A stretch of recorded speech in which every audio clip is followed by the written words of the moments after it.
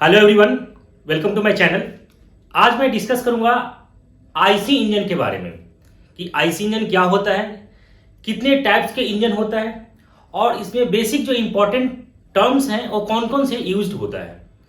तो फ्रेंड्स, ये बहुत ही इंपॉर्टेंट वीडियो है, आप इस वीडियो में लास्ट तक बने रहें और अभी तक हमारे चैनल को आपने सब्सक्राइब नहीं किया है तो चैनल को सब्सक्राइब कर ले। आइए हम लोग स्टार्ट करते हैं। आईसी इंजन, इसको सबसे पहले हम लोग समझते हैं कि ये इंजन होता क्या है, इंजन का क्या काम होता है। तो इंजन एक डिवाइस है which convert heat energy into mechanical energy. तो इंजन का काम क्या है कि जो हीट एनर्जी है which convert heat energy into mechanical energy.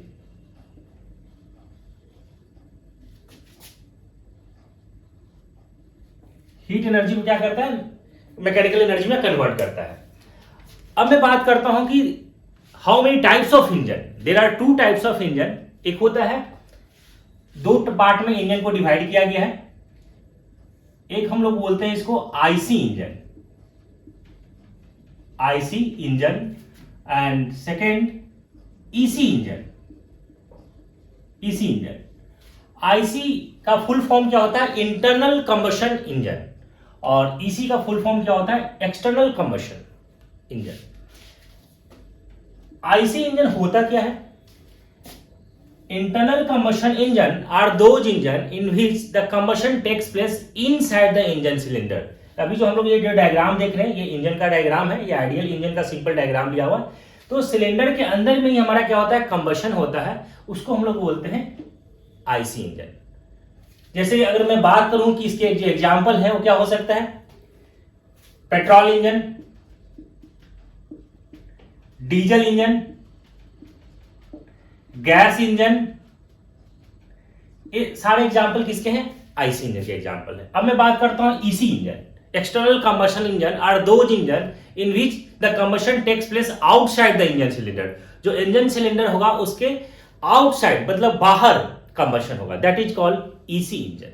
जैसे अगर मैं एग्जाम्पल की बात करूं तो इसके एग्जाम्पल क्या हो सकता है, steam engine, steam engine, steam turbine, gas turbine, etc. ये एग्जाम्पल किसके हैं, एक्सटर्नल कंबशन इंजन के हैं। अब मैं हम लोग बात करेंगे कि ये जो डायग्राम बना हुआ है, ये हम लोग जो अभी देख रहे हैं, ये किसका डायग्राम है, एक आइडियल इंजन का डायग्राम बना हुआ है। और यहां पे हम लोग क्या देख रहे हैं कि ये क्या है, ये सिलेंडर है, ठीक है। और ये पिस्टन लगा हुआ है, इसके यहां पे अंदर में रिंग्स बने हुए होते हैं, इसमें रिंग्स लगे होते हैं, पतली पतली रिंग्स होती हैं। और इसको हम लोग बोलते हैं, एक कनेक्टिंग रॉड है, इसको क्रैंक बोलते हैं, और ये क्रैंक शाफ्ट है, और इसको हम लोग बोलते हैं क्रैंक केस बोलते हैं। अब हम इसमें सबसे पहले इसमें कुछ पॉइंट्स हैं जो हमें इंपॉर्टेंट टर्म्स हमें समझना जरूरी होता है कि इंजन में कौन कौन से टर्म्स होता है। अब हम सबसे पहले बात करते हैं कि सिलेंडर बोर्ड।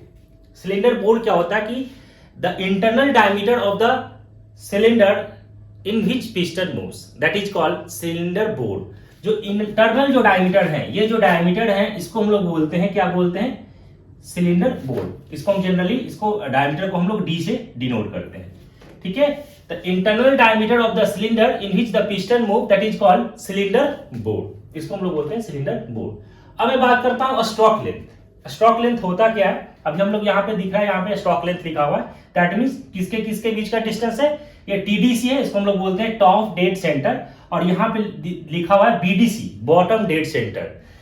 होता क्या कि पिस्टन जो मूव करता है ना, when the piston move due to the rotation of crankshaft, piston का जो मूवमेंट होता है इन द सिलेंडर के अंदर, तो due to the rotation of crankshaft, when the piston reaches the extreme position, extreme position या तो पिस्टन मूव करेगा कहां तक, मैक्सिमम पोजीशन टीडीसी, या नीचे जो मूव करेगा वो कहां तक पिस्टन मूव करेगा, बीडीसी तक, बॉटम डेड सेंटर तक। उसको बीच का जो लेंथ होता है, that means the distance between TDC and BDC, that is called a stroke length. तो हमारा जो पिस्टन का जब रोटेशन, ये जब क्रैंक जब मूव करेगा तो ये पिस्टन के अंदर मूवमेंट आएगा, तो पिस्टन जो मूव करेगा या तो नीचे की तरफ आएगा, जब नीचे की तरफ आएगा तो कितना आएगा, बीडीसी तक आएगा। और मैक्सिमम पोजीशन कहां तक जा सकता है ऊपर, पिस्टन ये बीडीसी टीडीसी तक जा सकता है, टॉप डेड सेंटर तक। तो पिस्टन का जो मूवमेंट होगा वो कहां से कहां के बीच में होगा, एक बार टीडीसी की तरफ जाएगा, एक बार बीडीसी की तरफ आएगा। तो एक बार इस तरीके से मूवमेंट इसका होगा due to the rotation of crankshaft. जब क्रैंकशाफ्ट मूव करेगा तो पिस्टन का मूवमेंट जो होगा सिलेंडर के अंदर टीडीसी टू बीडीसी होगा। That means the distance between TDC to BDC that is called a stroke length. और इसको जनरली हम लोग जो डिनोट करते हैं वो स्ट्रोक लेंथ को एल से डिनोट करते हैं। अब मैं बात करता हूं क्लियरेंस वॉल्यूम। क्लियरेंस वॉल्यूम क्या होता है कि the volume occupied by the working substance when the piston reaches the TDC। तब हमारा क्या होता है कि सिलेंडर के अंदर, जैसे जनरली होता क्या है इस सिलेंडर के अंदर, जब हम लोग आगे स्टडी करेंगे तो नेक्स्ट वीडियो में हम इस चीज को देखेंगे कि 4 प्रोसेस होता है, या तो 2 स्ट्रोक पेट्रोल इंजन हो, डीजल इंजन हो, या 4 स्ट्रोक पेट्रोल इंजन हो, या डीजल इंजन हो। तो इसके अंदर 4 प्रोसेस होता है, सक्शन होता है, कंप्रेशन होता है, एक्सपेंशन होता है और एग्जॉस्ट प्रोसेस होता है। तो सक्शन के अंदर एयर और फ्यूल का मिक्सचर एंटर करता है। जब एंटर करने के बाद क्या होता है, कंप्रेशन स्टार्ट होता है। तो जब कंप्रेशर स्टार्ट होगा, कंप्रेशन, तो जो एयर और फ्यूल का जो मिक्सचर सिलेंडर के अंदर एंटर किया है उसके बाद कंप्रेशन स्टार्ट होगा, कंप्रेस करेगा। तो जब पिस्टन मूव करता है नीचे से बॉटम डेड सेंटर से टीडीसी तरफ मूव करेगा, तो हमारा जो एयर और फ्यूल का जो मिक्सचर हो क्या होगा, कंप्रेस होगा। होता क्या है क्लियरेंस वॉल्यूम, इसको जनरली हम लोग डिनोट करते हैं वीसी से। तो वॉल्यूम जब सिलेंडर के अंदर जब एयर और फ्यूल का मिक्सचर जब एंटर करता है और जब पिस्टन नीचे से ऊपर की तरफ मूव करता है, तो जब मैक्सिमम पोजीशन तक जो हमारा पिस्टन, जैसे मैक्सिमम पोजीशन तक कहां आएगा, इस पोजीशन तक आएगा, टीडीसी तक। तो ये जो वॉल्यूम जो हमारे पास जो यहां पे है, ये जो वॉल्यूम बचा है, इसको हम लोग बोलते हैं क्लियरेंस वॉल्यूम। कि the volume occupied by the working substance when the piston reaches the TDC, that is called clearance volume. इसको जनरली वीसी से डिनोट करते हैं। अब मैं बात करता हूं स्वेप्ट वॉल्यूम। स्वेप्ट वॉल्यूम क्या होता है, इसी को हम लोग बोलते हैं, स्वेप्ट वॉल्यूम को डिस्प्लेसमेंट वॉल्यूम ही बोलते हैं, डिस्प्लेसमेंट वॉल्यूम, या इसी को हम लोग स्ट्रोक वॉल्यूम ही बोलते हैं, स्ट्रोक वॉल्यूम। और स्वेप्ट वॉल्यूम को जनरली हम लोग वीएस से डिनोट करते हैं, वीएस।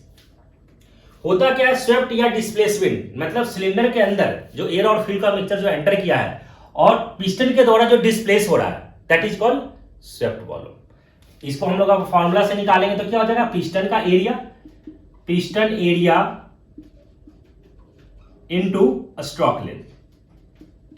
स्ट्रोक लेंथ, तो पिस्टन का एरिया कैसे निकालेंगे, π/4 इंटू डायमीटर इसका है, सिलेंडर का डायमीटर मैंने डी लिया था, π/4 into D square, piston area निकलेगा इंटू स्ट्रोक लेंथ एल। तो ये कहलाएगा, क्या कहलाएगा, ये स्वेप्ट वॉल्यूम कहलाएगा। स्वेप्ट वॉल्यूम का हमारे पास फॉर्मूला ये निकल करके आएगा। अब मैं बात करता हूं total cylinder volume. Total cylinder volume क्या होगा, total cylinder volume that is clearance volume plus swept volume, that is called total cylinder volume. तो टोटल सिलेंडर वॉल्यूम को हम लोग कैसे निकालेंगे, clearance volume plus swept volume, ये टोटल सिलेंडर का वॉल्यूम, टोटल सिलेंडर का वॉल्यूम जो निकलेगा और clearance volume plus swept volume, that is called total cylinder volume. ठीक है, अब मैं बात करता हूं, नेक्स्ट है कंप्रेशन रेशियो। इसको जनरली हम लोग स्मॉल r से डिनोट करते हैं कंप्रेशन रेशियो को। कि कंप्रेशन रेशियो का फॉर्मूला कैसे हम लोग कैलकुलेट करते हैं, तो ये होता है कि sum of Vc plus Vs divided by Vc। Vc क्या है, क्लियरेंस वॉल्यूम, Vs क्या है, swept volume divided by clearance volume. Generally यहां इसको अपन सॉल्व करेंगे तो 1 plus Vs upon Vc, generally इसका वैल्यू 1 से ज्यादा होता है। तो ये कंप्रेशन रेशियो का फॉर्मूला होता है कि Vc total cylinder volume, Vc plus Vs क्या है, it is the ratio of total cylinder volume to the clearance volume, that is called compression ratio. Clear है। अब मैं बात करता हूं मीन इफेक्टिव प्रेशर। तो मीन इफेक्टिव प्रेशर को जो हम लोग कैलकुलेट करते हैं, ये होता है कि it is the ratio of, कैसे निकालते हैं मीन इफेक्टिव प्रेशर का जो हम लोग कैलकुलेट करते हैं, तो it is the ratio of work done divided by swept volume. Swept volume लिखें आप, स्ट्रोक वॉल्यूम लिखें, डिस्प्लेसमेंट वॉल्यूम लिखें, बात बराबर ही है। तो इसको हम लोग बोलते हैं मीन इफेक्टिव प्रेशर कैलकुलेट करते हैं। इस वाले फार्मूला से हम लोग आगे जब सॉल्व करेंगे, हम लोग जब डेरिवेशन देखेंगे ऑटो साइकिल डीजल साइकिल को, उस केस में हम लोग इसका फॉर्मूला का हमें यूज आएगा। अब मैं बात करता हूं एयर स्टैंडर्ड इफिशियंसी। ठीक है, जनरली हम लोग इसको ईटा से डिनोट करते हैं एयर स्टैंडर्ड इफिशियंसी को। तो एयर स्टैंडर्ड इफिशियंसी कैसे कैलकुलेट करते हैं कि it is the ratio of output divided by heat supply. ठीक है, हीट सप्लाई, या इसको आप ऐसे भी लिख सकते हैं आउटपुट, दैट मींस क्या है, आउटपुट हमारा क्या हो गया, जो हमारे आउटपुट मिल रहा है वर्क डन, तो इसको आप ऐसे लिख सकते हैं कि work done divided by heat supply. कितना वर्क डन हुआ और हम कितना हीट सप्लाई कर रहे हैं, ये हमारा इफिशियंसी कैलकुलेट होगा। ये भी हम लोग जो कैलकुलेट करेंगे वो आगे हम डेरिवेशन जब हम लोग करते हैं तो उसमें हमें इस फॉर्मूला का यूज आता है। तो हम लोग इसमें ये कितना 8 तरीके का हम लोग इसमें देखा कॉन्सेप्ट। तो स्टूडेंट्स अभी हम लोग ने क्या देखा कि इसमें कि सिलेंडर बोर होता क्या है, स्टॉक लेंथ क्या होता है, क्लियरेंस वॉल्यूम क्या होता है, शाफ्ट वॉल्यूम क्या होता है, टोटल सिलेंडर वॉल्यूम क्या होता है, कंप्रेशन रेशियो क्या होता है, मीन इफेक्टिव प्रेशर क्या होता है, और एयर स्टैंडर्ड इफिशियंसी क्या होता है। तो ये हमने सारे पॉइंट्स अभी इंट्रोडक्शन पार्ट में कवर किया, बाकी इसके नेक्स्ट वीडियो के अंदर हम कवर करेंगे। आई होप स्टूडेंट्स सारे पॉइंट्स आपको क्लियर हो गया होगा। Thank you so much. अगर आपको समझ में आया तो चैनल को सब्सक्राइब कर ले और नोटिफिकेशन ऑन कर ले। Thank you.